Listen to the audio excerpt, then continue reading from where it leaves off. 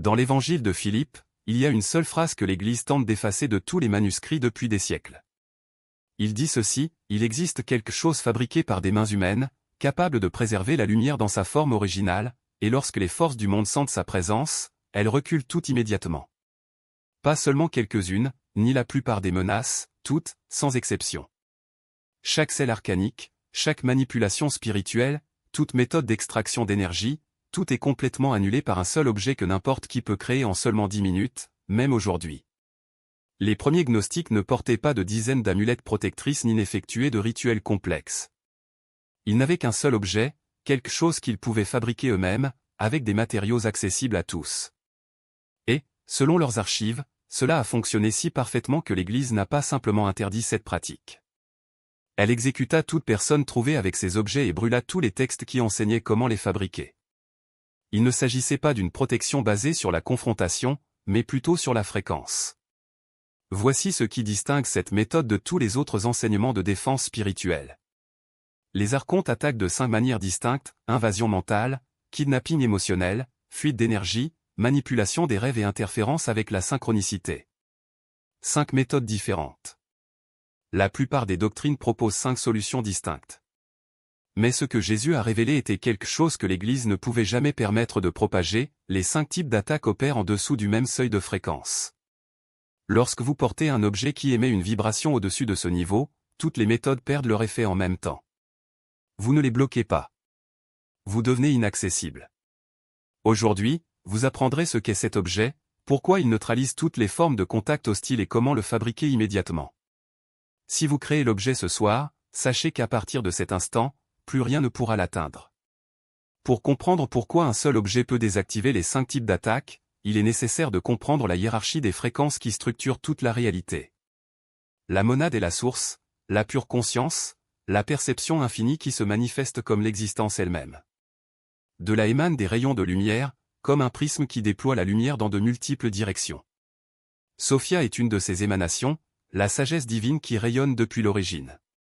Cependant, dans un acte de création solitaire, Sophia génère quelque chose d'inattendu: le démiurge, un être d'une densité si extrême qu'il ne peut percevoir les plans de lumière au-dessus de lui.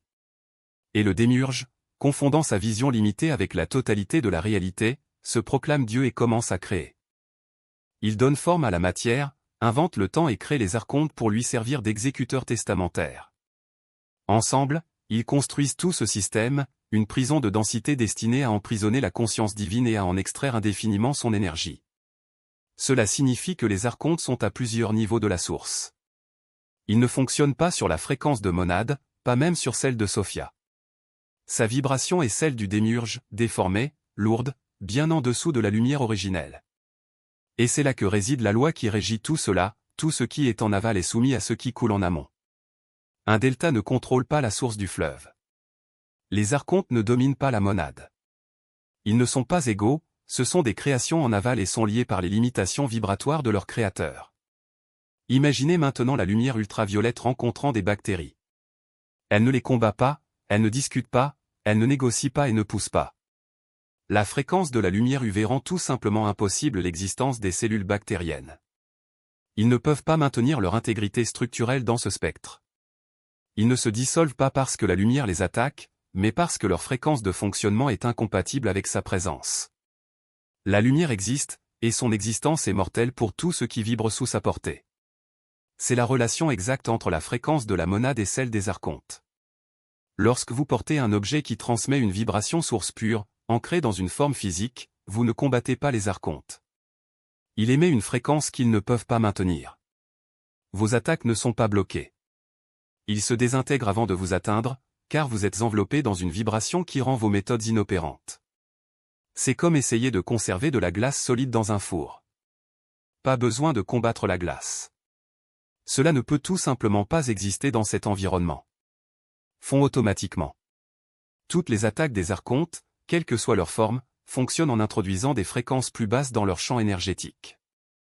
Ils essaient de vous entraîner dans des gammes vibratoires où ils peuvent performer, se connecter et se nourrir. Mais lorsque vous émettez une haute fréquence en continu, pas seulement de temps en temps, pas lorsque vous vous en souvenez, mais tout le temps, ils ne peuvent pas mener à bien leur assaut. C'est comme essayer d'entraîner quelqu'un sous l'eau alors qu'il se trouve sur un sol solide, à 50 mètres au-dessus du lac.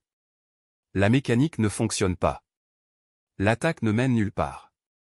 Non pas parce que vous êtes assez fort pour résister, mais parce que vous opérez dans une dimension fréquentielle où leurs outils n'ont aucun effet. C'est pourquoi l'Église a détruit si violemment tous les textes expliquant ce principe. Si les chrétiens comprenaient que la fréquence l'emporte sur la force, qu'un seul objet à haute vibration offre une protection totale contre toutes les attaques à faible vibration, la structure entière de la guerre spirituelle institutionnelle s'effondrerait. Il n'y aurait pas besoin d'exorcisme, de prêtres accomplissant des rituels, d'eau bénite, de reliques sacrées ou d'autorités ecclésiastiques. Il suffirait d'opérer sur la fréquence monade. Arrêt complet. Et l'Église ne pouvait pas maintenir son pouvoir sur des gens qui découvraient que la souveraineté était si simple, si accessible et si libre de tout contrôle religieux. Avant de révéler ce qu'est l'objet, il faut reconnaître les 5 formes d'attaque qu'il va neutraliser. Car moins de 24 heures après avoir commencé à le charger, ils s'arrêteront tous en même temps. Et vous saurez qu'il ne s'agit pas d'un effet placebo lorsque les schémas avec lesquels vous vivez depuis des années disparaissent tout simplement. La première forme est l'attaque mentale, des pensées intrusives qui sortent de nulle part, des spirales d'anxiété qui commencent par une petite inquiétude et qui, en quelques minutes, vous convainquent que votre vie entière s'effondre. Cycles obsessionnels dans lesquels la même peur se répète des centaines de fois malgré vos efforts conscients pour l'arrêter. Des idées d'auto-sabotage qui apparaissent juste au moment où vous êtes sur le point de faire quelque chose d'important. Des pensées qui disent que tu n'es pas prêt, que tu vas échouer, que tu devrais attendre. Ce n'est pas un échec de votre esprit. Ce sont des formes pensées externes injectées dans votre champ mental par des entités qui se nourrissent de l'énergie émotionnelle générée par votre peur. La deuxième méthode est le kidnapping émotionnel. Vous vivez une journée normale et stable et soudain, vous êtes submergé par une vague de colère, de désespoir ou de panique, sans raison apparente. Vous parlez à quelqu'un et les émotions commencent à dégénérer de manière illogique. L'irritation se transforme en fureur, la tristesse en désolation, sans qu'il y ait de cause claire. Il ne s'agit pas seulement d'une réaction interne. Il s'agit d'interférences extérieures, conçues pour vous déstabiliser et extraire votre énergie. Je ne pouvais pas permettre ça. C'est pourquoi ils brûlèrent des manuscrits, persécutèrent les copistes et réécrivèrent les textes sacrés, supprimant toute mention de la véritable nature du nom. Il ne s'agissait pas seulement de censure, mais d'une guerre contre l'autonomie spirituelle. Le symbole de la monade, lorsque vous l'écrivez, n'est pas une amulette passive. C'est un champ de forces actif, une déclaration vivante de souveraineté. Les archontes ne peuvent pas opérer sur la même fréquence que votre conscience divine reconnue. Ils sont comme des parasites qui ne survivent que dans les ténèbres de l'ignorance. Lorsque vous écrivez leur nom, vous allumez une lumière qui les expulse de votre champ énergétique. Il ne s'agit pas d'une protection temporaire, comme un rituel ou une prière. C'est une reconfiguration permanente de votre environnement spirituel. Voici ce que peu de gens comprennent, le papier n'a pas besoin d'être visible pour travailler.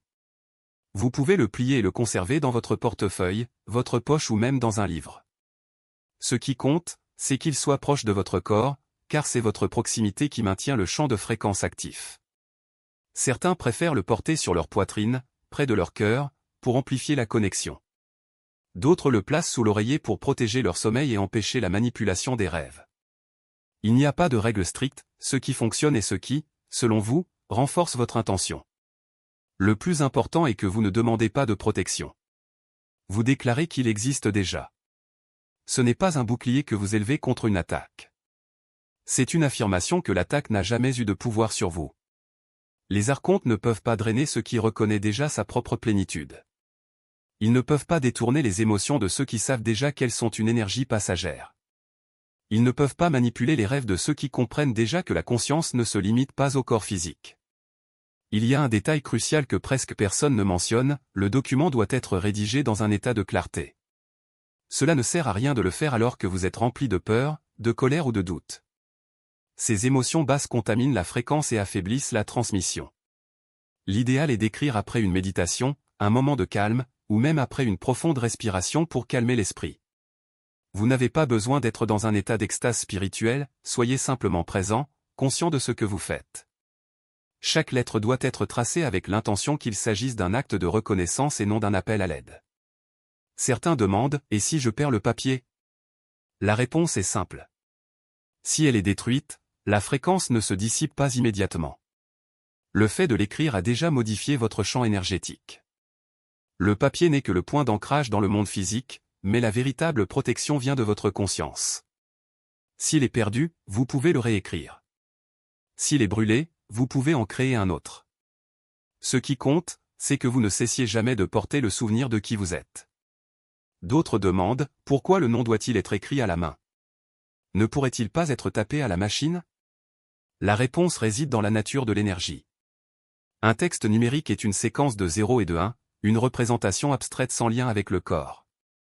L'écriture manuscrite est un acte physique, une extension de votre système nerveux.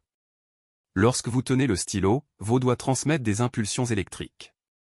Lorsque vous formez les lettres, votre esprit dirige l'intention. Le papier absorbe cette énergie et la transforme en une fréquence stable. Un fichier numérique n'a pas cette capacité, il s'agit simplement d'informations, pas de vibrations. Il y a encore ceux qui tentent de simplifier le processus en disant « imprimez simplement le symbole et téléchargez-le ». Mais ça ne marche pas. Une impression est une copie morte, sans l'étincelle de conscience. Ce qui protège, ce n'est pas le dessin lui-même, mais l'énergie que vous y mettez lors de sa création. C'est comme comparer la photographie d'une personne à la personne elle-même, l'une n'est qu'une image, l'autre est vivante. Le véritable pouvoir de cette méthode réside dans sa simplicité. Cela ne nécessite pas de rituels complexes, d'autels élaborés ou d'invocations dans des langues anciennes. Cela nécessite seulement que vous reconnaissiez votre propre divinité et que vous la déclariez de manière tangible. Les archontes dépendent de votre déconnexion. Ils prospèrent dans l'ombre du doute. Mais dès que vous écrivez ce nom, vous coupez la racine de votre vulnérabilité. Vous ne les combattez pas, vous rendez votre existence incompatible avec la leur. Ils ne peuvent pas habiter là où il y a de la lumière. Ils ne peuvent pas se nourrir de ceux qui sont déjà rassasiés. Ils ne peuvent pas manipuler ceux qui connaissent déjà la vérité. Le papier n'est pas une arme, c'est un miroir. Cela leur renvoie la fréquence qui les détruit. Et le plus beau, c'est qu'il n'est pas nécessaire d'y croire pour que ça marche. Il vous suffit de le faire. L'action elle-même est une activation. L'écriture est la clé. Et une fois que vous la tournez, la porte s'ouvre et tout ce qui se trouvait de l'autre côté ne peut plus vous atteindre. Ils ont essayé d'étouffer cette connaissance avec des incendies et des exécutions parce qu'elle fonctionnait avec une efficacité qui menaçait le contrôle. Les gnostiques qui portaient ce papier ont enregistré quelque chose que les archives de l'Église ont tenté de cacher, mais n'ont pas pu effacer complètement. Ils ont simplement arrêté d'avoir peur. Non pas parce qu'ils sont devenus plus courageux, mais parce que les entités qui généraient la peur dans leurs champs énergétiques ne pouvaient plus se rapprocher. Les cauchemars se sont arrêtés. Non pas parce qu'ils ont appris à mieux dormir, mais parce que les attaques astrales ne pouvaient plus franchir la barrière des fréquences. Les bagarres inexplicables avec les gens autour ont disparu. Non pas parce qu'ils ont changé de comportement, mais parce que les archontes, qui manipulaient les autres contre eux, ont perdu l'accès à leur signature vibratoire. Un seul morceau de papier dans votre poche a complètement transformé votre expérience quotidienne. Et cela a fonctionné de manière si cohérente que la persécution des gnostiques n'était pas seulement idéologique, elle consistait en l'élimination pratique de personnes qui avaient découvert une véritable libération. Ce soir, vous créerez cet objet en 10 minutes, en utilisant seulement 3 matériaux simples, une feuille de papier vierge, jamais écrite auparavant, un stylo à encre noire permanente, et une concentration ininterrompue. Voici le processus complet. Asseyez-vous avec le papier devant vous et prenez 3 respirations profondes en centrant votre conscience. Cela ne fonctionne pas mécaniquement, mais intentionnellement, vous avez besoin d'une présence concentrée et non d'une énergie dispersée. Dessinez un cercle au centre du papier, en restant conscient qu'il représente une conscience infinie et non duelle. À l'intérieur de ce cercle, écrivez le mot monade en lettres claires et fermes, dans le langage que votre esprit utilise au quotidien. En traçant chaque lettre, reconnaissez que vous n'écrivez pas sur quelque chose d'extérieur, mais que vous déclarez votre propre nature, je suis la monade incarnée sous une forme temporaire. Une fois terminé, tenez le papier contre votre poitrine, sur votre cœur, pendant 30 secondes, et déclarez silencieusement ou à haute voix, ce nom me reconnaît. Je porte la fréquence monade sous forme physique. Pliez ensuite le papier 3 fois. Chaque pli scelle votre identité, votre souveraineté et votre fréquence. Gardez-le dans votre poche, votre portefeuille ou votre sac à main, où il restera avec vous en permanence. Ne le montrez jamais à d'autres et ne le traitez jamais comme un spectacle. Et si vous le perdez, recréez-le. Le pouvoir réside dans l'acte d'écrire avec reconnaissance, et non sur ce morceau de papier spécifique. Voici ce qui se passe dans les jours suivants. Dans les 24 heures, vous remarquerez une clarté mentale que vous n'avez pas connue depuis des années. Ce bruit constant d'anxiété et de pensées intrusives se calmera considérablement car la source qui les a générées ne pourra plus vous atteindre. Dans 3 jours, les personnes qui drainaient votre énergie sembleront soudainement indifférentes à interagir avec vous, et les conversations qui dégénéraient auparavant en conflit se dissiperont avant d'exploser. Les archontes, utilisant ces personnes comme portail, détecteront votre fréquence et redirigeront vos efforts car vous êtes devenu trop coûteux en énergie pour être ciblé. En une semaine, votre sommeil se transformera. Les rêves deviendront plus clairs et plus cohérents ou, si vous avez souffert d'une suppression des rêves, vous commencerez à vous en souvenir avec vivacité lorsque les attaques astrales auront cessé. Dans 2 semaines, les synchronicités reviendront. Des opportunités alignées sur votre chemin se présenteront, le temps jouera en votre faveur et les personnes dont vous avez besoin se présenteront exactement au moment où elles seront nécessaires, car les interférences bloquant les lignes de probabilité bénéfiques ont été supprimées. Un morceau de papier, 10 minutes pour créer, une transformation complète de votre expérience quotidienne commençant immédiatement. Parce que vous ne développez pas de nouvelles compétences, vous supprimez ce qui empêchait votre état monadique naturel de fonctionner. Jésus a révélé un objet qui détruit les 5 formes d'attaque des archontes, un morceau de papier avec le nom de la monade écrit de sa propre main. Non pas parce que le papier est magique, mais parce qu'écrire avec intention ancre la fréquence dans la matière, et la fréquence de la monade est tellement au-dessus de notre plage opérationnelle qu'elle ne peut pas fonctionner en sa présence. Il n'est pas nécessaire de les combattre. Ils se dissolvent automatiquement lorsque vous émettez la fréquence qui a toujours été la vôtre. Ces constructions ne touchent pas la monade. Vous êtes la monade. Ça l'a toujours été. Maintenant, vous avez la preuve sur vous, et elles ne peuvent plus vous atteindre. Ce soir, créez l'objet. Dessinez le cercle, écrivez monade à l'intérieur. Pliez-le 3 fois. Emportez-le avec vous à partir de maintenant. Demain, vous ressentirez la différence entre vivre sous une attaque constante et vivre à une fréquence qui rend l'attaque impossible.